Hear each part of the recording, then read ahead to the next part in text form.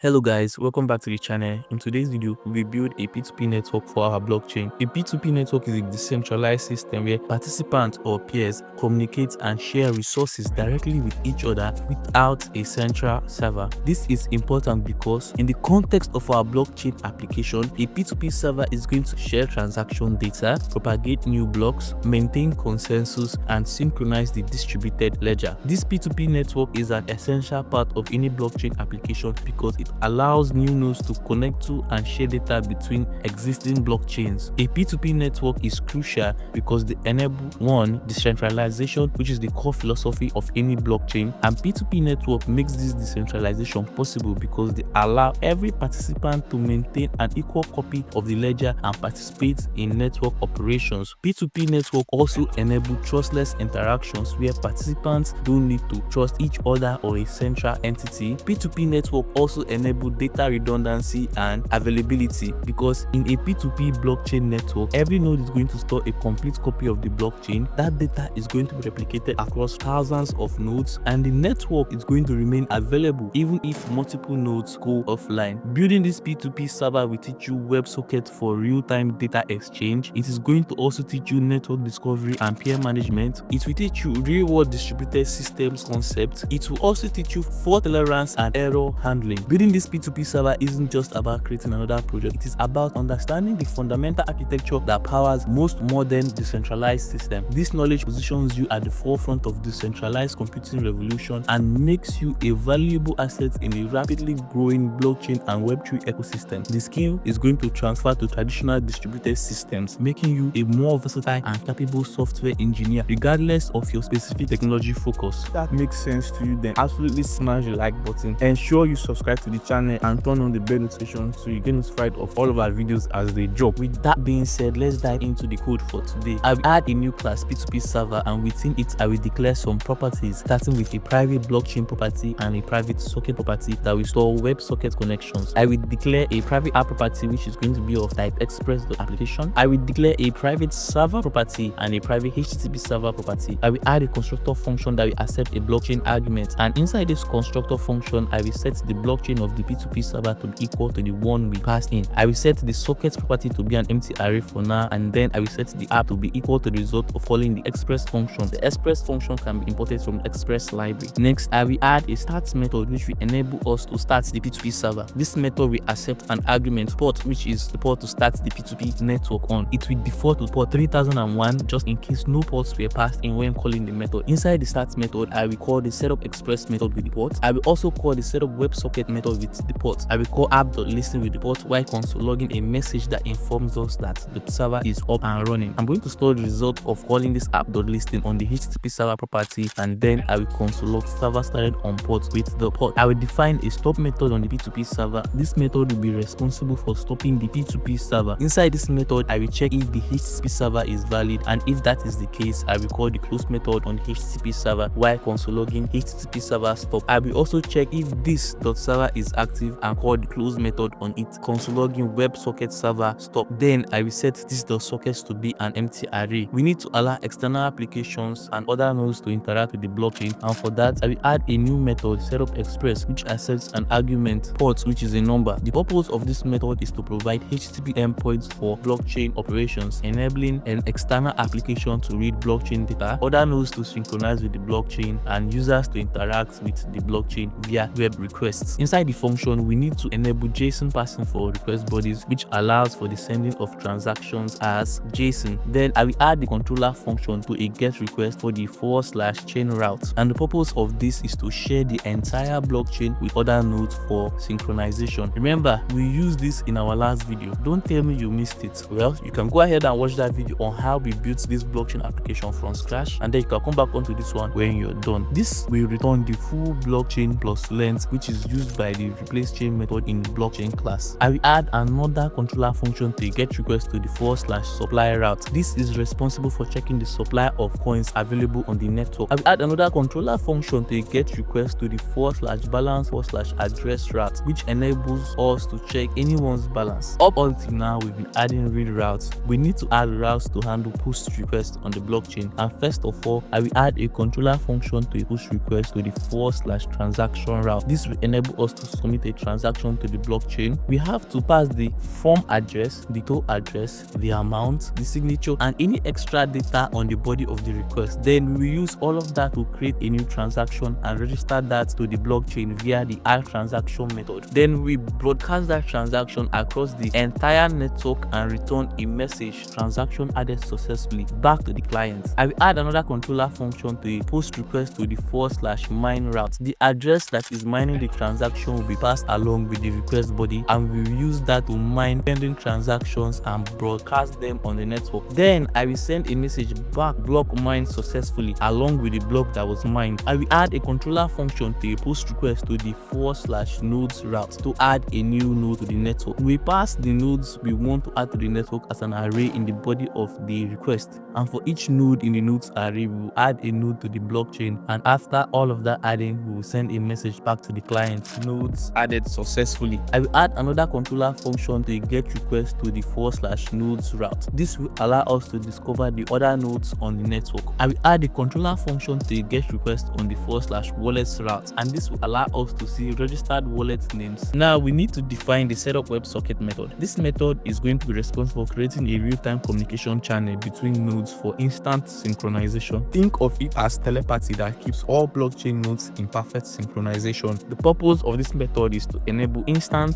bidirectional communication between nodes for real-time blockchain synchronization, immediate transaction propagation, live block broadcasting, and network consensus maintenance. This method will accept an argument port, which is a number, and inside the method I will run a WebSocket server on the next port. That is, if we pass in port 3001 as an argument to it, I will start the WebSocket on port 3002 to avoid conflicts with the HTTP API. The benefit is to allow the HTTP and the WebSocket to run simultaneously on the same machine. Now we are going to set up a handler for a new node connection to the blockchain. I will log the connection for monitoring, store the sockets in this sockets array for future broadcasting. Then I will maintain a connection pool to know who to notify about changes. The first thing to be sent to new connections is a copy of the blockchain, and this gives them the current state of the blockchain immediately. Then I will create a message processing engine where I will check the type of the message, and if it's a chain, I will handle blockchain synchronization. The new node connecting to the database will receive a complete blockchain from the parent node, which will be triggered when a new node connects, which is an initial synchronization. It will also be triggered when a new node mines a block and broadcasts it. I will also handle a transaction message, which is transaction propagation, and the purpose of this is to receive new transactions from other nodes. This will be triggered when any node adds a transaction to the mempool, and the result will be a transaction added to the local pending transactions. Then I will handle the clear transactions message, which is responsible for mempool reset. The purpose is to notify us that transactions were mined and should be cleared. It is triggered when a node successfully mines a block. The result is local pending transactions are cleared because they are all inside of a block now. Next, we need to handle the connection cleanup, where I've added disconnection handler, which will be triggered when a node disconnects. We will 1. Block the disconnection, 2. Remove that node from active sockets because we are no longer going to be able to broadcast to them, and then 3. We are going to prevent memory leaks by cleaning up dead connections. So you might ask yourself, why does this matter? This is because it is going to allow us to achieve instant synchronization with no pooling delays. Changes are going to propagate in milliseconds. Network consensus is going to be achieved in seconds. It is going to be easy for us to scale our system because our system can handle many simultaneous connections efficiently. It's going to allow for automatic reconnection and error handling. It is going to enable through peer-to-peer communication. Next, I will need to define a new method, handle chain response, which is the blockchain's consensus engine. This method is the supreme court of your blockchain network. It decides which version of the truth to accept when they are competing histories, and truth in this context refers to blockchain. It implements the core Nakamoto consensus rule where the longest valid chain will win. The purpose of this method is to process incoming blockchain data from other nodes and decide whether to replace the local chain based on the longest valid chain rule. This method will accept an array of chains. Then I will convert the raw JSON data of the transaction back into proper transaction objects. I will also do the same for the block data. I will recreate the cryptographic objects needed needed for validation. Then I will preserve the proof of work, keeping the mined nouns and the hash that proves work was done. Next, I will tackle the consensus decision logic by carrying out a chain length comparison where I will check if the received chain.length is greater than this the blockchain.chain.length. This is where we implement the longest chain rule. This is because the chain with the most blocks has the most proof of work. This guarantees economic security because more work equals to more expensive to attack, and it also guarantees network consensus because all nodes naturally converge on the longest chain. Next, I will check the chain validity using the isChainValid method. This ensures that the chain follows the following rule. Each chain is going to have a valid cryptographic signature. There is proper block linking, that is, each block points to the previous hash. There is no double spending, and there is a correct proof of work. Next, I will handle the chain replacement and propagation, where I will set the chain of the blockchain to be equal to the longest chain. The local blockchain will be overwritten with the new longer chain, and the network is notified so other nodes can update via the broadcast chain method. I will add that isChainValid method, which accepts an array of blocks and returns a boolean. The purpose of this method is to validate any blockchain, not just the local one, by leveraging the existing validation logic inside the method. I will create a temporary blockchain to validate the received chain, and then I will load the candidate chain into it and reuse the existing validation from blockchain.isChainValid. Next, I add a new method, handle transaction, which accepts a transaction object. The purpose of this method is to safely process transactions received from other nodes. I'll add a new method, handle clear transactions, which clears all pending transactions when notified that they have been mined. This is triggered when another node successfully mines a block or we receive a WebSocket clear transactions message. I will add a new method, broadcast chain, which announces the entire blockchain to all connected peers. This method is used when the local chain is replaced with a longer one, or local nodes mine a new block, or there is a new node connection. I will add a new method, broadcast transaction, which accepts a transaction object. The purpose of this method is to propagate new transactions across the network. It is used when local nodes add a valid transactions to the main pool, or we receive transactions from an external source such as the API or the CLI, which we are going to build in our next video. I will add another method, broadcast mine, which is responsible for block mining notification. This method notifies the network about a newly mined block and provides an updated chain. First, we have to clear all existing main pools and broadcast the chain. Next, I will implement the connect to peers method, which is the network builder. This method is the active connection engine that reaches out to the other nodes and builds the peer-to-peer network. Think of it as your blockchain's social network manager that actively makes friends with other nodes. This method establishes outgoing WebSocket connections to other nodes and sets up a bi-directional communication channel for real-time synchronization. First, I will iterate through the peer list where I will loop through each peer URL provided, creating a WebSocket connection to each peer. Then I will set up a connection established handler that will carry out 3 actions on a successful connection. 1. Log a success message connected to peer with the URL. 2. Track the socket, that is, we add that socket to this sockets array for future broadcasting. And then 3. Request chain, where we immediately ask for the blockchain to sync. Then I will set up a message handling for incoming data, where I will handle 2 types of messages. The first one is chain, that is a blockchain data received, which is triggered when the peer responds to our chain requests or broadcasts new blocks. The results will be potentially replacing the chain if there is a longer and valid chain. The second type of message we'll handle is a chain request, that is a new node wants our blockchain,